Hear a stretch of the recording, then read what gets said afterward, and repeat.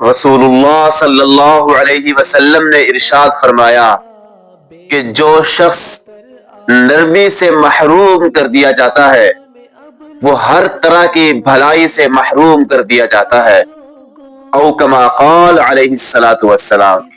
او میری ملت کے نوجوانوں، آج ہم اپنے گریبانوں میں جھانکیں، ہمارے لہجوں میں کیسی کیسی بے جا سختیاں آ چکی ہیں۔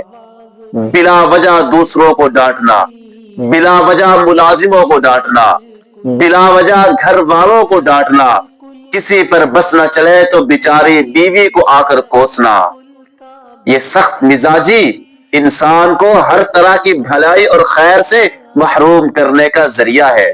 میرے پیارے نبی کریم صلی اللہ علیہ وسلم کتنے نرم مزاج تھے۔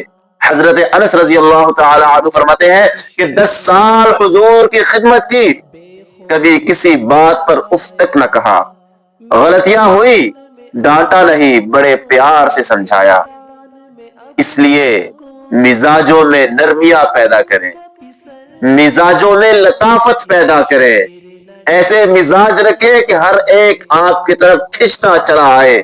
ایسا نہ ہو کہ آپ کو دیکھ کر لوگ رستہ بدل لیں کہ اس سے بات کرنے کو تو جی نہیں چاہتا، اس لیے کہ جب یہ بولتا ہے تو بڑے تلخ لہجے میں بولتا ہے۔